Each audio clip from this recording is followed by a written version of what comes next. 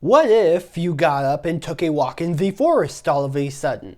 What if you just joined your local space program? What if all of a sudden you took up deep sea diving?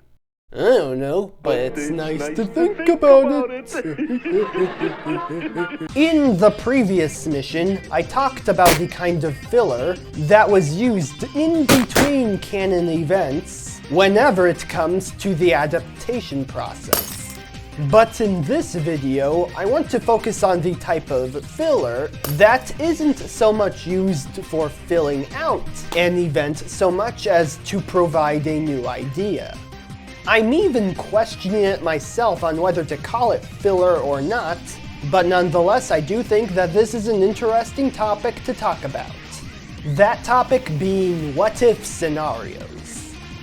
Unlike proper filler, these scenarios are made purely to provide an idea of what could happen if A interacted with C instead of B that one time.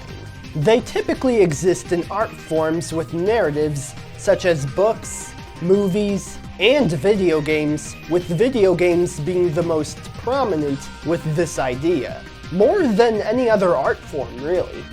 This is due to the often dynamic nature of video games, where, for example, the amount of collectibles you earn can mean the difference between a special ending and a normal ending, or in some cases, a bad ending. However, just as with the other narrative art forms, the follow-up to the original must decide a canon ending to build upon, where the other ending won't get further elaboration. At least, not from the original creators. For you see, while brainstorming what-if scenarios is a prominent thing in of itself, very few art pieces actually commit to making its next installment focus on such scenarios. There are exceptions to this rule, with one video game example being Shadow the Hedgehog. I mean, it was advertised as a Discover Shadow's Past type of adventure, but how it is done is in a very unorthodox manner to what one might expect.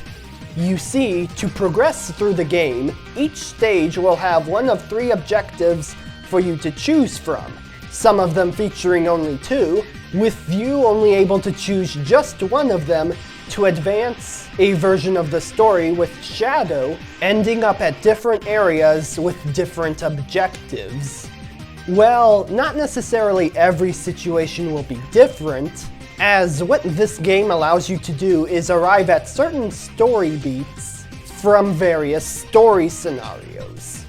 The result is an overall plotline, where most of the appeal of each and every story is you making sense of each and every one across the 300 plus storylines, yes, 300 plus storylines that the game has to offer.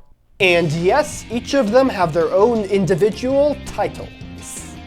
However, though there is an appeal for what-if scenarios, the Shadow the Hedgehog game is often an exception to this rule, due to how the what-if scenarios are utilized. You see, what-if scenarios are usually utilized to elaborate on a scenario that could happen. For example, the Dragon Ball Z Budokai games that make their own version of the Dragon Ball Z storyline by altering certain events to produce different outcomes. As what-if events are not used to further a story, but rather have fun with a previous idea. While there is a case to be made for sticking to canonical events, I personally find the what-if scenarios to be the best parts of Dragon Ball Z games, and I think this is largely due to the overexposure to the main story.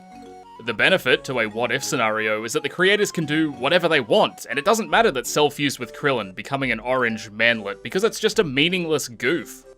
I think back to notable moments throughout the game series, such as in Tenkaichi 2, where Raditz gets amnesia and teams up with Goku, or in Tenkaichi 3, where the Saiyans crack onto Frieza's plan and attempt to take the tyrant down.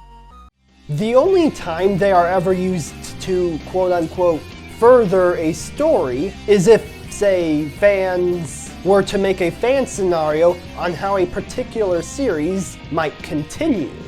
In this case, I am referring to fan games such as Space Quest Valhalla Strikes Back and Space Quest Incinerations.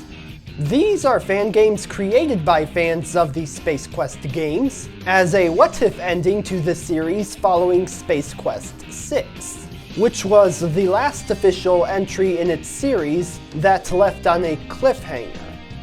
These what-if scenarios are generally received better by others than with Shadow the Hedgehog, as they elaborate on a previous idea that had demand to be made, as opposed to just presenting a series of ideas with just one canon outcome that didn't have anything to do with those other what-if scenarios, at least story-wise. But oh, look at the time, I really must be going. Thank you all for watching, and I'll see you next time with something else. Bye!